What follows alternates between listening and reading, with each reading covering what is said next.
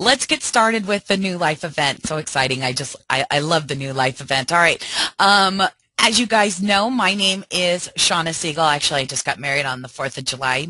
Some of you may remember me as Shauna Fennell, and I'm the CEO of One Choice for Your Store, and also the host of Ecom Experts on Webmaster Radio. And I absolutely love education. Love, love, love education, which is why we're here for the New Life event weekend. And if you want to learn more about me, just go check out my bio on newlifeevent.com. But we are here for the New Life event, and we want to help you all weekend long just bring new life to your website. And it is a phenomenal weekend worth of learning and education. But we have to do special thank yous to our speakers, because this event is not possible unless we have the most amazing speakers, and we do. So please make sure to say thank you to our speakers. To you, our audience. We don't have sponsors or advertisers. The people who are spreading the word are you guys. And if you're not out there spreading the word, nobody's going to show up. And if nobody shows up, speakers won't come back and talk to us. So I need your help spreading the word. Keep on doing that. Keep on doing that all weekend long, because we are giving out prizes all throughout the entire weekend, and it is just going to be a blast. So here's how you spread the word. Tell people to go to newlifeevent.com. You can also on Twitter put @newlifeevent. Use the hashtag NLE. Make sure to use that. And also, if you go to tweetchat.com and enter NLE up at the top, it will automatically put the hashtag in all of your Twitters, and it's kind of like a chat room for the event, and it's a lot of fun, and you can chat with everybody else who's here, and it's just a really good time. So go to tweetchat.com and enter NLE. All right, so if you have questions, you can Twitter with me at New Life Event, or there's an Ask Questions box on the right-hand side, and we're going to try to answer your questions all weekend long. All right, so without further ado, let's go ahead and pass on the on over to Jimmy, who is with the Yahoo search marketing team. And Jimmy, if you could, tell us a little bit about how you got started over there at Yahoo. Absolutely. So I've been with Yahoo actually coming up 3 years here in August 20th, and worked on both the search and the display arena.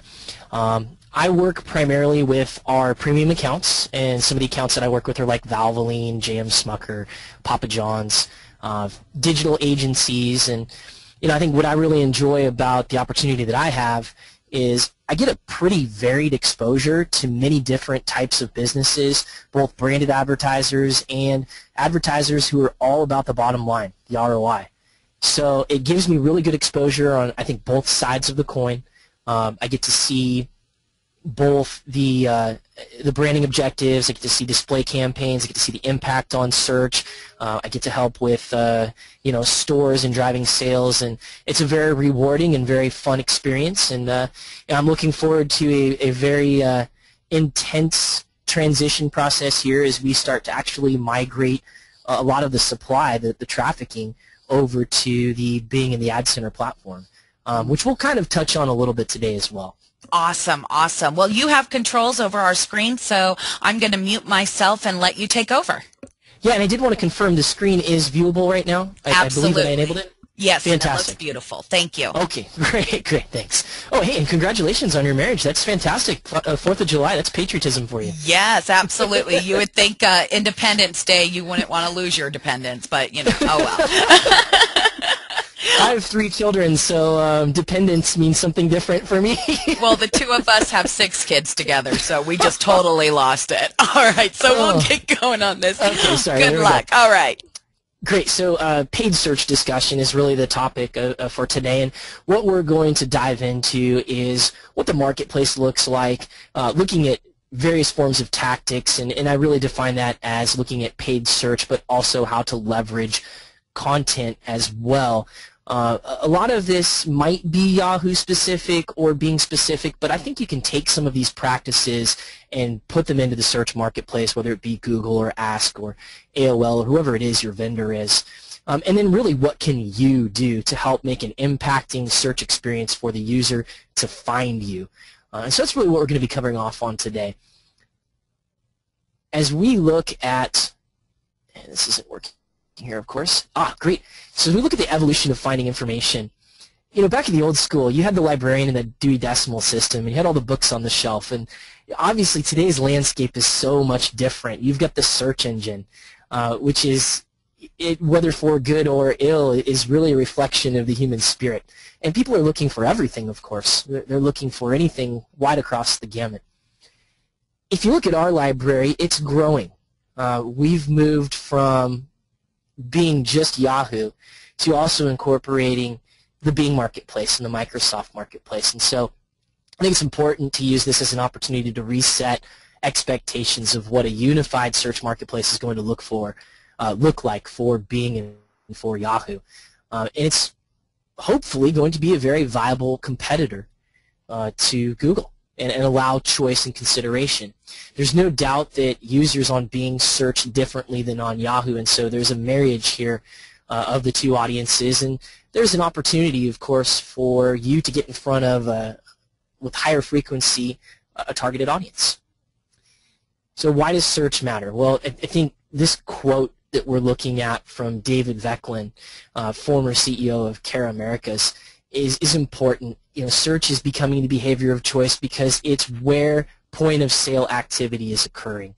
And that could be non-device specific. It could be PC based. It could be mobile based. So search is an important part of the consumer experience online. Our commitment to search, looking at what we're doing in the search game, what can you expect from Yahoo in the coming months and years. I think what we like about the deal that we're heading into with Microsoft is it allows us to innovate. That allows us to really value your performance objectives, your performance metrics. Plus, we want to give transparency and control to our advertisers. And ultimately, I think, and this is the holy grail of advertising online, right? Consumer relevance. If you are relevant, if your content is relevant, if your store is relevant, if your ads are relevant, you're going to provide a good consumer experience. They're going to choose you amongst the sea of advertisers. So we're hoping to deliver a series of search enhancements that benefit both advertisers and consumers, both our partners and the people who are online purchasing. And we're hoping to innovate as well. And you know, there's a big listening to our audience in that process. We really want to value the feedback that we're getting from both advertisers and consumers. All right, so let's jump into tactics. When you look at the search landscape, you really have two forms of advertising in search. You've got the paid search. Some people call it SEM. Some people call it PPC. But what you're doing is you're paying for a sponsored listing and using that as a way to control your message to the audience, to a very refined audience. And you're bidding against your competition. And then you have content match, text links, content network. People call it various things. Really what you're doing is you're aligning your name and your offer next to content. And on Yahoo, that's important because we're really more of a content experience than we are primarily a search experience. So understanding content is important. So let's look at the current results and how things are going to change or actually not change at all post-transition. The paid search results managed via Ad Center, the organic results being run through Microsoft's algorithm. And so why is that important? Well, for those SEOs out there who have been optimizing to Yahoo's algorithm, things are about to change. We don't mean that to scare you, but that's the reality of the situation, is we're about to go through a different SEO experience, which I think actually puts more emphasis on the paid environment and being able to control your message to the exact audience in the paid environment. I'm going to give an example here of why paid is so important. And this example is for a major national advertiser, 3M. We all know 3M. We know that they're a diversified company. We know that they're primarily, as we think of them, in the adhesive category.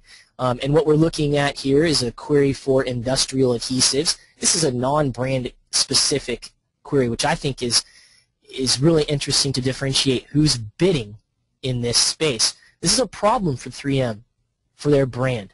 They don't have an organic or a paid listing. If you look at who is showing up, it's primarily resellers. It's primarily affiliates or large stores who sell that product. So what becomes a problem for 3M, for the 3M brand, is great news for resellers.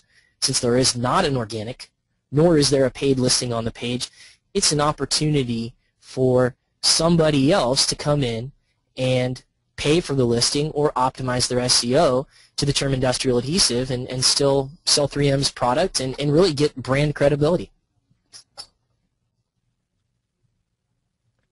So how can resellers take advantage of areas of opportunity where maybe a brand doesn't covet their own brand? They're allowing an open marketplace. They're allowing resellers to come in and bid on their terms in some cases. That's not a practice that we allow at Yahoo or in the new marketplace with Bing, but we're aware that that is an industry-wide practice. Google does allow for those branded searches. So looking at it from a pure search standpoint, it's important to understand the impact that we can make in the branded category and what opportunities are out there.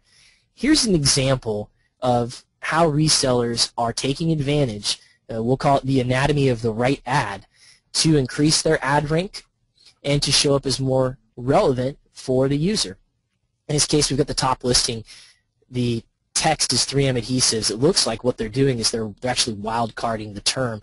They're doing a dynamic keyword insert so that the query is showing up within the title, at least some form and function in the title. They also have each piece, the first listing, definitely relevant to the query. You see 3M, industrial, and adhesives. The second listing is differentiated. They're actually offering more of a volume play. That's in contrast to the exact fit. And then you have on the right-hand side here somebody who gets just straight to the point. UV adhesives for metal, magnet, and monitor bonding. Cure in seconds. So there's a number of examples here of how people are keeping it local. I live in Hillsboro, Oregon. I did this query off of my laptop here in Hillsboro, Oregon, so of course I'm getting Hillsboro industrial adhesives off of Dex. And then we have Shop Direct Brands, which is capitalizing on 3M not being in the marketplace. They're able to go in and actually own their brand, or at least show up as the #1 term for their brand, gaining trust and credibility with the audience as being the place to go for industrial adhesives. So a good example here of how a reseller has done the right research in the marketplace to understand brand impact, to understand the brand situation, and really leverage that to their advantage. So let's talk about the right keyword balance, because not everybody sells industrial adhesives. In fact, it's probably a fairly niche category. We're looking here at, on the left-hand side, what we would call a general term or an awareness term, that being car. It's typically at the beginning of the buying process. Search tends to evolve to these longer tail terms. It's important to have the right mix. That's going to vary for every advertiser, but this pattern pretty much holds true through the entire process. We tend to start with general terms. They become more complex, and as you can see from the blue line here on the conversion rate, of course goes up the more complex these terms are. The challenge, of course, is volume goes down. There are less people searching for lease, Volkswagen Jetta than car. So what's the right mix? Well, I think that's, of course, a personal evaluation that you have to go through. You have to look at what the bid environment is for the term car. Is it worth it for you to bid on the term car when you know that Ford, GM, all of the major manufacturers are bidding on that term? The local auto sellers are as well. So based upon your model, I think it's important to do the research on the general terms to get an understanding of what sort of volume there is in the marketplace. Can you create a situation where you have an opportunity to go in and bid on a brand or a general term that maybe the rest of the marketplace isn't bidding on? Or do you need to hang your hat on more down at the point of sale or purchase intent level, lease Volkswagen, lease Volkswagen Jetta? We're going to be getting into ad copy later and how to specifically leverage the ad copy is a great way to get in front of maybe some of these more general terms so that you're spending efficiently. And one thing to keep in mind, I think, in the paid search environment that doesn't get talked about a lot, especially on the content side, and that's a brand building philosophy or a product association philosophy. You can put next to very valuable content your brand and start to build some brand credibility for no cost because the impressions are free. If the person clicks on your ad, that's great. That's fantastic. Hopefully they're going to the right landing page, because remember, landing page is very important to the consumer experience. But at the very least, if you sell peanut butter or if you sell jelly or whatever the commodity is that you have, and you're next to an article and your brand is out there and you're trying to build a brand for your store, you have an opportunity to associate your brand with premium content via content match, and that's something that we're going to be getting into as well. So the right keywords, continued, track, adjust, tweak, wash, rinse, and repeat, right? So what we're looking at is using analytics to track the progress and make changes. How are your keywords performing? There's a lot of different ways that you can, of course, evaluate keywords. Some people think that as many clicks as I can get to a site, that's great. Others, they're all about conversions. It's going to be different depending upon the relationship that you have as a direct product owner or as somebody who resells a product on behalf of another brand. I think you're going to value that differently, but you should all have an analytics mindset with your approach to keywords. Get the conversion and the revenue data for each keyword to track which ones are profitable, which ones are not. And then also that gives you tremendous sight into areas to expand as well. Use your online tools. Do you know if weekends are more profitable than weekdays? Is it worth to pay more for higher positioning? What's the path to conversion? The concept of the assist is something that I think isn't talked about a lot. That general term that introduced the searcher to the product.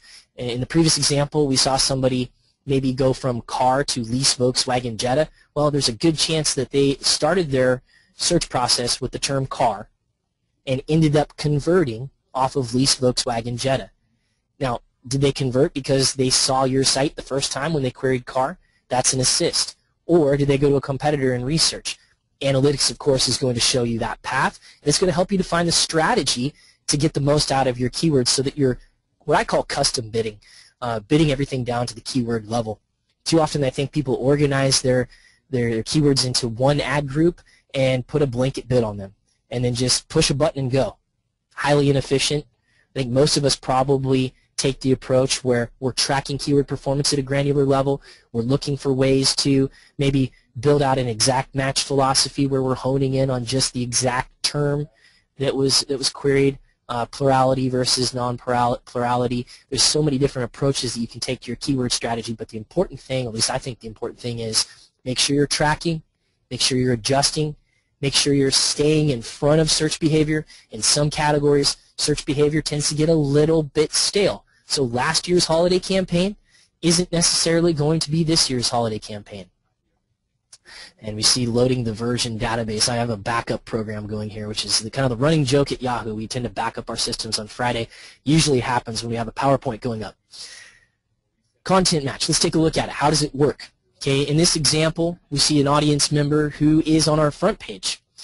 Content match serves text ads next to users and related content.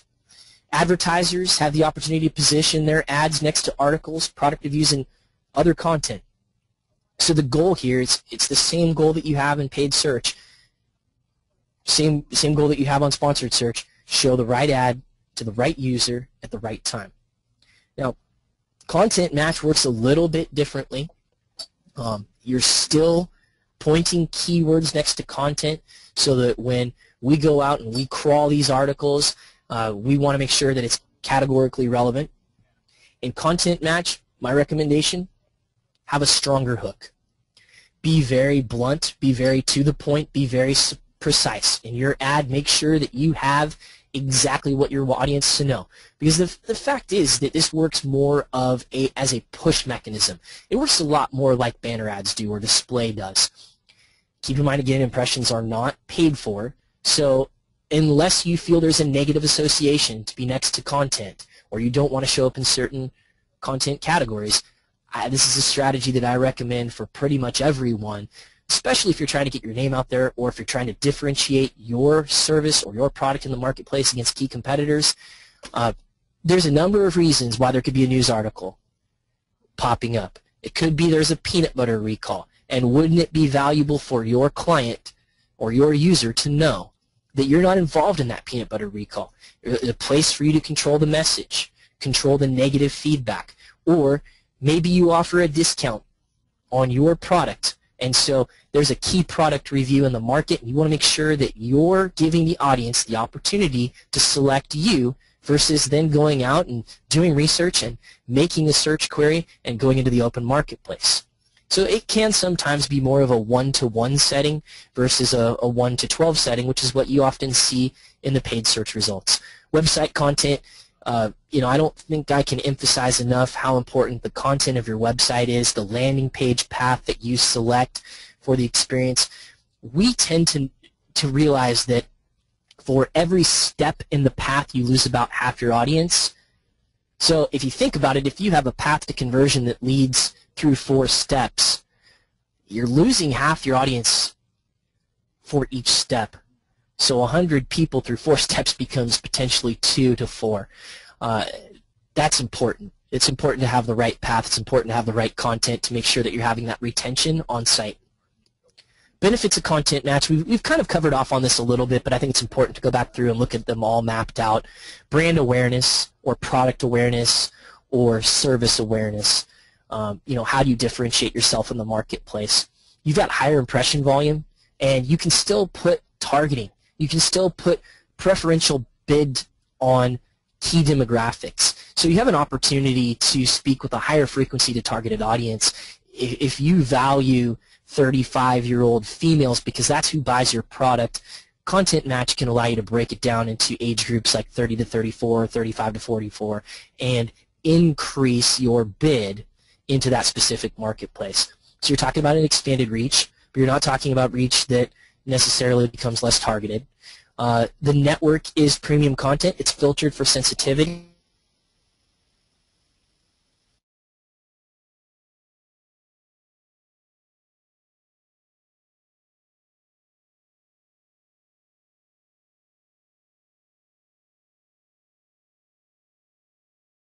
I think we lost our audio here. Jimmy, are you still there? I'm switching over to my phone. I don't have a way to reduce the echo, though. Hold on just one moment, okay? Okay, all right. This tends to happen every now and then, especially when you're live, but we'll get back on track. Test, 1, 2. Yep.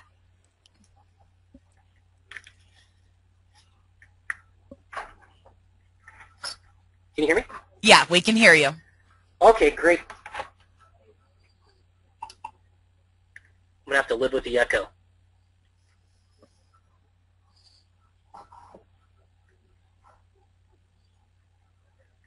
So one of the other features that I really like about Content Match, you're able to specifically track your ROI, so you can differentiate your approach, content versus paid. It gives you a chance, and one of my recommendations would be to not have a very lengthy list of keywords in Content Match. If you think about it, a general term has a higher impact because you're going to be showing up against articles across the web. That has the potential to be pretty big. And it also has the potential for you to operate in an inefficient way because maybe you're not able to tie back performance to the specific keywords. So my recommendation in content campaigns is pick 1 or 2 terms that are like-minded, vary your ad copy, put ad copy that's relevant to the term, and make sure that you're tracking that specifically to that particular category from an ROI perspective. Tips and tricks. Creative. You have to take a different approach when writing ads for Content Match. You have to use more general ad copy, but I also think you have to be very precise. Keywords. Group the keywords into tight relevant ad groups. We just talked about that. Why is that? Well, you need to be able to attribute back where your success is coming from. You also want to focus on more general keywords. I think that goes without saying. The article writers, if you want to show up next to the right content, you got to have the right keywords in place. Conversion, it's going to convert at a lower rate, but the important thing about Content Match is the impression. It's the audience seeing your brand or your product or your service and then influencing them to think of you again. So it's the recall. Bidding, you do have the ability to bid differentiate. Now, this is something that I expect to change slightly in a unified marketplace. However, It should still give you the insight and the ability to impact placement, impact where your ads are serving, and to be able to make good decisions about how to refine and how to target. So budgeting, we recommend creating separate campaigns. We don't want to see in the same ad group.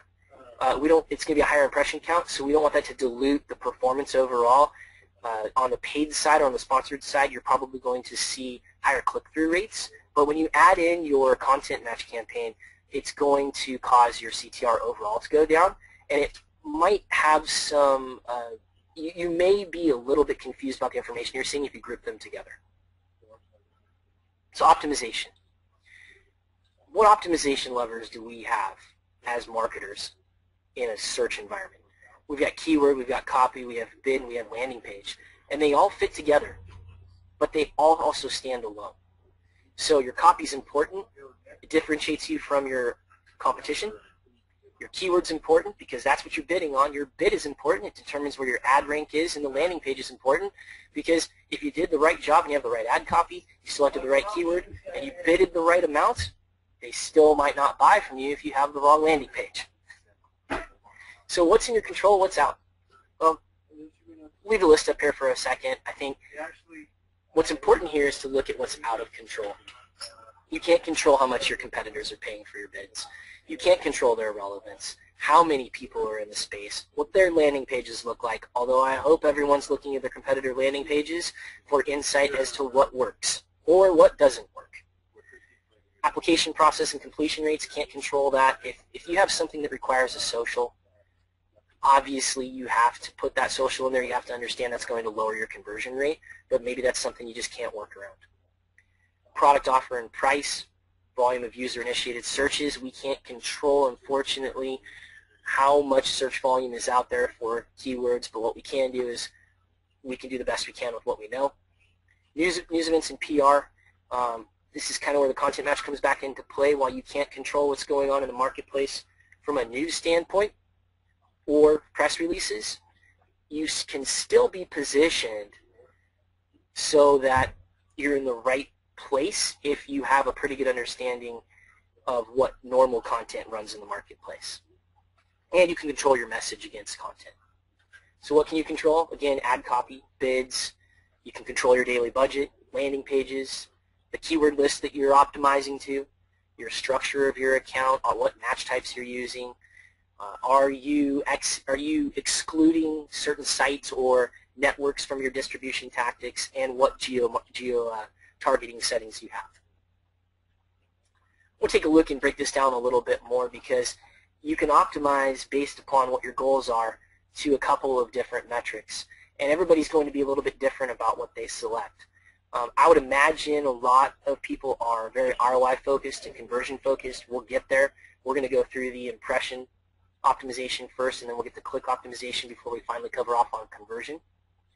If you look at search, impression optimization, keyword selection, you're probably going to have more general terms because I would imagine your goal is to show up in more places. Creative, you're going to optimize your creative, you're going to optimize your geo-targeting settings, and what I really mean by that is you don't want to restrict your marketplace and refine it so much that you're not in the place you need to be. So impression optimization, keywords and account structure. Use the tools you have or use the tools in the system to make sure that you understand related searches, that you understand the number of keywords that are available in the marketplace and what the volumes are. So analyze where your ad position is. Are you below the fold or are you above the fold? Most of the activity, the click activity, are in the top 6 rankings in the paid search environment. If you're below the fold, there's a good chance nobody's even seeing you. And so impression optimization allows you to look and say, how many queries am I running on? And could I be running on more? And let's look at that ad rank. Ooh, 7th position. I definitely need to increase. I think I can pick up more activity, be part of more queries, obviously, but also be a better ad rank. Copy, know your competitive landscape. The first thing I do in a new advertiser relationship is I go to their website and I put in a few of their keyword terms and I look at what their competitors are doing. Who's already in the marketplace? What are they bidding on? What do they value? How can I differentiate my advertiser from their competition? What competitive advantages do I have?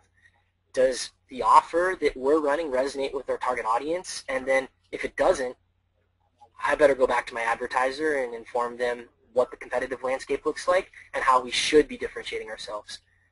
Do you have a desired share of voice? Are you really owning not only your product, are you owning the category? Are you owning the geographic location that you know it's cheaper to ship to or more people buy from? Using targeting to increase scale helps you to ensure coverage for key demographics. It also lets you understand, are you too restricted? And then using these insights and translating them into, maybe your social strategy or into a display strategy as well. Click optimization. This is heavy on the ad rank. Clicks are heavily impacted by what position you're in. We all know that most people click on the first paid search listing that they see, but that doesn't mean that that's where the conversion happens, which we'll get to. But if it's just about click introduction, then your best opportunity is to be first position. Everybody formats their paid listings a little bit differently, and it depends upon how many advertisers are bidding on these terms. But for the most part, I would recommend being in the top 4 or 5. Otherwise, you're going to be below the fold or on the second page. Keyword bidding, you get a chance to look at your real-time average CPC. I think it's important to differentiate what your cost per click performance is versus your bid. It might be scary to open up the top end of your bid, but that bid is just getting you in front of more people. It doesn't necessarily mean that's what the cost per click is going to be. So make sure you're looking at your reports, you're reconciling your average cost per click, you're looking at the total marketplace opportunity, and if it's advantageous and it only costs you 2 cents more per click but 25 cents on the bid increase, I would absolutely do that. Sometimes bidding a little bit more, 25 cents to $1 more, in actuality picks you up a healthy volume of clicks, but not necessarily for the exact increase in bid. Again, looking at your general terms, people will call these head terms or specific terms, tail terms. If your philosophy is, well, I need to refine my list, I know what list works, realize that search behavior changes from engine to engine, and so things are going to perform differently across all engines. But if you go in with too targeted a list or something that worked for one of your competitors, that doesn't mean it's going to work for you, and you may be losing out on that initial introduction, that assist to somebody coming to your site and then, of course, buying the product. Landing page, copy. I recommend ad testing. Don't run just one ad. Run 2 or 3 ads. Try different promos. Try different percentages off. Try testing a free shipping offer. 2-day shipping, overnight shipping. Try multiple offers to see what your audience is responding to. You could also try running one ad but 2 different landing pages to see if you can increase your conversion. That's something I recommend. When you're doing click optimization, you're analyzing your copy just purely off of click-throughs. And some people like to do an arbitrage strategy. So it might be about bringing them to your site so that you're selling ad inventory on your site. So maybe for you, the highest CTRs with the lowest CPCs, make sure you're analyzing your ad copy just like you would your keywords. Test your price points, your offers. We talked about this on a percentage or a dollar amount. Also couponing. Are they going to respond to a coupon? Can you get them involved on your email list? Maybe the primary strategy is the conversion for you, putting in their email address. Coupon's a great way to build your email database, sending them that coupon. And so that's an area where you would be click optimizing, getting the most clicks that you can. And again, dynamic keyword insert. What that does is that keeps the query relevant to your ad copy. You want that ad copy to show up with the keyword in it. Conversion optimization. Okay, so what we're going to be doing with conversion optimization, this is all about bid management. You want to make sure that your bids are managed at a keyword level and that you're understanding the relationship between the number of impressions so the number of clicks, and then also what path they took to conversion. So we're looking at cost per acquisition. We're looking at return on ad spend. We're making sure that the clients are setting the amount they're willing to spend to their advertising budget. We want to make sure that you are maximizing limited budgets. Landing page, review your landing page, make sure that the number of steps in the conversion process isn't too lengthy. Is the offer consistent with the ad copy? Misleading offers are number one reason why people don't convert. And the network distribution, site exclusion, ad deliveries. Most of the big search engines now, I think all of them, allow you to exclude websites. So take advantage of the reporting capabilities that you have and exclude the websites that aren't converting. Eliminate them from the roster. That helps to reallocate your marketing spend to the sites that are. And that's blocking the referral domains. Targeting we'll go through quickly. We have enhanced geographic targeting, age, gender, allows you to make bid adjustments by target, and of course we have day parting. So my recommendation, bid more aggressively into higher performing targets.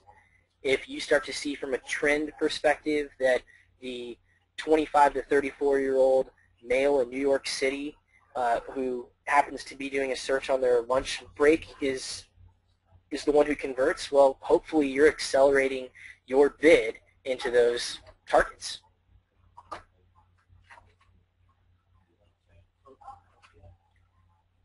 Targeting capabilities are available through both sponsored and content. We have geo-targeting, we have demographic, we have the ability to day part, so that the day or time of the week, whether that's on a 3-hour block or a 5-hour block, or whether that's knowing that people in New York tend to convert over people in Minnesota or wherever your marketplace is, you have the ability to track and then target specific audiences. So capturing this insight will allow you to better influence your consumer. That could be in the social realm. That could be you on your Facebook page understanding what your audience composition is. I think more importantly, bigger picture-wise, there's a lot of do-it-yourself display mechanisms out there in the marketplace right now. I think the biggest fear that I would have if I'm an advertiser trying to use these DIY display mechanisms is I might not know who my audience is, and so I might not know where to spend my time. Search gives you the behavioral point of sale information that allows you to then tie back key marketing insights and increase the frequency of messaging into a targeted audience. It's a fantastic way for you to have an understanding of who's converting or who's clicking and how to push more people into that sales funnel, into that pool of candidates. You can target by age, gender, male versus female. And so what does that look like? Well, here's an example of how an impression for a 30-year-old prospect, under this model, you've got a dollar ad group bid. You've understood that you really want 30-year-olds. You want your message to show up to 30-year-olds more frequently than the rest of the audience, so you put a 25% bid accelerator on there. So that bid's going to cost you $1.25.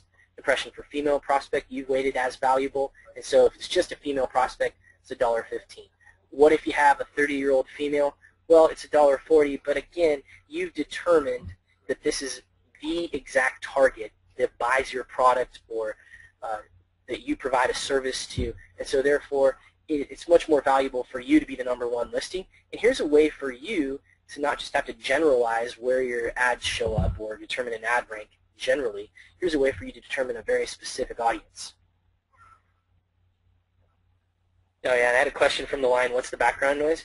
I work at a large center here in Yahoo, and I'm running this audio off of my laptop, and so we have a pretty big floor, so I apologize for background noise. From time to time, you're going to hear advertiser conversations today, and those might be as valuable as the information that we're presenting on. Ad scheduling, day parting, choose the hours of the day and the days of the week that you want your ads to run. Use those bid adjustments to become more competitive during peak times. Great example of this, it's very valuable for the pizza parlor to make sure that their ad is showing up 3 p.m. to 5 p.m. because that's when mom and dad are getting home trying to decide what they want for dinner, or during meal prep times like in the morning, first thing when you get up, or during a lunch break. So it allows you to not only just select a specific schedule, but also it allows you to put a preferential bid on that particular time. And my caution here, my caveat to this is if you refine this too narrowly, you're not going to get any scale. And it's going to be highly targeted, but you're probably going to have a greater opportunity cost for all of those people who you've restricted access to your services than you would from picking up the exact conversion. So there's a balance in there, and I think it's different for everybody, but that's something that I think we all need to be cognizant of. And then finally, what we're going to do is go through and look at an example of how advertisers were able to make a push mechanism coordinate with their pull mechanism. How are they impacting search to make it efficient? How are they impacting display to make it efficient with their search? And specifically, we're looking at the retail category. So one of the first things that we found out in a study that we did with ComScore in March of 2009, the title of the study is "The Click Remains Irrelevant, Natural-Born Clickers Return." We looked at 139 campaign effectiveness studies, and we found out that in the retail category, one of the biggest impacts of running a display campaign with a search campaign at the same time is site visits. It's pure and simple, truly just impacting the number of people who came through to the site. People were 52% more likely to visit when exposed to a banner advertisement. And you think about the process that people go through when they see a banner. Some people, they're never going to look at a banner ad, and we understand that.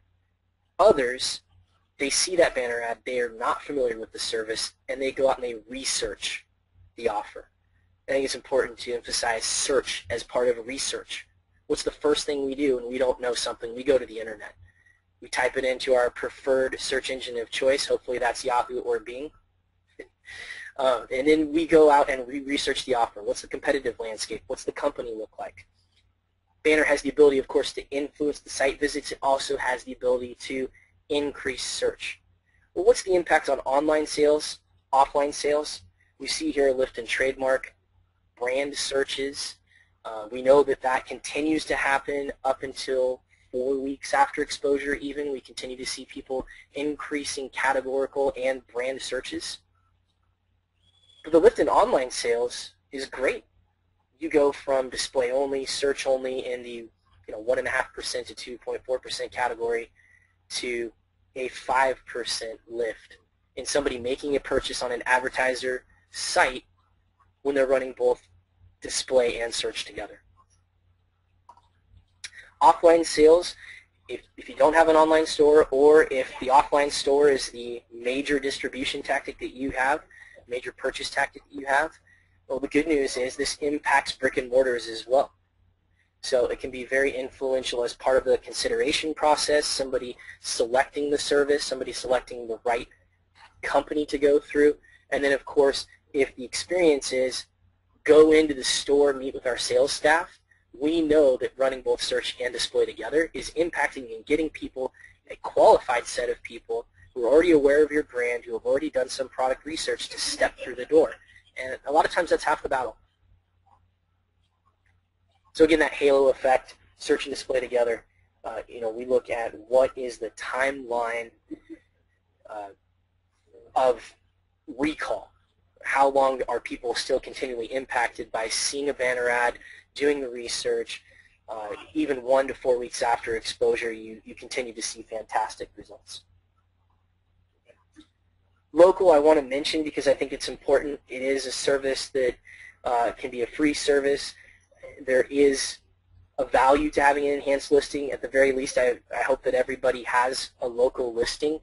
It's available through all of the major portals. We have the example here of Yahoo Local Auto Dealer in Los Angeles, California, what the featured listings look like, showing up on the map so that people know where you're located, and how that looks in the algorithmic listings as well. It does differentiate you in the algorithmic listings. So I would recommend, if you don't have a local listing, go in and sign up for a local listing. It's a great way for somebody to understand not only where your business is located, but search is moving towards a more localized process. So if they're putting a geo-targeted or a geo-modified query through the search engine, they need to see that you're a local backyard type of person to buy their product from.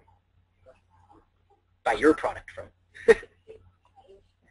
and some useful links. Yahoo Advertising Center, we've got case studies available for review. Bing's SEO tools, we mentioned at the outset today that SEO is going to be handled, that it's Bing's algorithm, so be prepared for that. There's a link to where you can get insights on how to prepare for that transition. The Ad Center desktop tool is a fantastic tool to help manage your campaigns in an offline setting, and how do you make sure that your site is submitted to both Bing and Yahoo. We've got a listing there as well. So that's what I have for today, and as I understand it, we're opening for questions. Yes, we are, and it's such wonderful and terrific information. Thank you so much. Cindy would like to know, she's currently working with Google AdWords and would like to use pay-per-click on Yahoo. Is there a link for Yahoo's PPC Learning Center to help her get started? Great question. That's a great question. I've referenced my email here, and I encourage you to reach out to me. We do on advertising.yahoo.com have access to setting up a pay-per-click campaign. You have my contact information there. You might as well either give me a call or email me. Right there. Absolutely, absolutely, and definitely take advantage of that and get some, get all the help that you need, because that's what these speakers are here for, and to help us with that. And it was, it's great information to understand, exactly what's happening with the search engines and why they're doing what they're doing when they're doing it, and to understand that. One of the things that I think is very interesting is that, even though maybe you're paying 50 cents per click, you may rank higher than somebody who may be paying 75 cents per click just by being more relevant. Yeah, we all want that, don't we? We all want to be able to bid less than our competition and still show a superior rank. That's all about relevance. I mean, that goes back to landing page development, tying in your ad copy, making sure the offer is consistent. That will ensure that the second piece of ad rank, which is this, secret sauce quality, is going to allow you to really maximize your bidding. I think we kind of get scared sometimes in those bidding tools to see how much it takes to be first page or first position. But if you are providing a good experience and you're relevant, your landing page has the right offer, it's tied back to the ad copy, you're probably going to end up paying less than your competition. Or at the very least, if you're bidding head-to-head the exact same amount, if you're both bidding 50 cents and you're more relevant, you're absolutely going to be a higher ad rank. And that could be the difference between capturing 60% of the clicks in a number one position to, 18 to 20% in second position. So it could be a pretty substantial difference. Absolutely. And when you're more relevant on those pages, obviously you're going to get more conversions as well, which is going to increase, your bottom line. Absolutely. Yeah, really. Now, we have another question from, does Yahoo have site analytics tools similar to Google? We're releasing them. It's in a beta phase. It's been with our premium advertiser relationships. It's something that I hesitated to post as one of the links because I'm not sure if it's fully out of beta format or what the accessibility is, but we have a web analytics that actually it's pretty comprehensive. It'll tie in display campaigns. I think it can even speak to the store. I'm not sure. I have to do a little bit more research. I can have that as a follow-up for you, Shauna. If you like, I can send that to you. Well, if you do have a Yahoo store and you're using, they have a merchant starter, standard, or professional. Right. If you have a standard store or professional, you do get that Yahoo Analytics, and it is incredible. It is incredible analytics, and it's just absolutely phenomenal, and something that we use on a daily basis. It's just really absolutely wonderful. Cindy, I'm glad you said that. I have no knowledge of the store side. I'm not in that space, so. Well, yeah, that's hard. It's completely two separate things, talking store, analytics, and PPC as well, you know? All right, so our next question is a great one. Are Bing PPC ads something different than Yahoo PPC ads? I know with this merger, people are thinking, do I have to still go to Yahoo and Bing, or is it going to be all together? I have been prepping for this question. Um, Actually, we've had a lot of intense training the last few weeks, so basically, I think the way to think of it is that if you think of it like your laptop, right? Intel powers your laptop. It's the processor inside, but the packaging on top could be HP, it could be Dell, it could be any of these companies. That's a pretty loose definition of how this process is going to work. Think of Bing as the processor, and think of Yahoo Search as the company who's packaging the results on top, or using different packaging. Yeah, There's a really good chance that if you had a side-by-side screenshot of Bing and Yahoo and did the exact same query, you're going to get different results because of how queries are handled in real time. There's also the login factor too as well. When you're on Yahoo, you probably logged in to check like a financial report on Yahoo Finance, your email, maybe your fantasy sports, and so we have your history, and we're going to customize the search experience on our search page to you as an individual user. Now, going forward as far as accessibility in the marketplace, we're going to have a lot of collateral in the marketplace that shows you where you go to sign up for an account. The structure of this deal is that premium advertisers are going to be supported by Yahoo staff. Self-service accounts are going to be serviced by Microsoft. Wow, it's going to make it very interesting. I'm excited. Yeah, I'm excited as well. And, I mean, as the weeks continue, it's just going to get more and more interesting. Jimmy, I appreciate you being here so much and giving us this really great education. One of the comments we got is great insight into Yahoo and how someone at Yahoo sees things. So Great, thank you. Great comment. So thank you so very much for being with us today. It is very, very much appreciated. Well, it's a pleasure being here, and I appreciate you having me.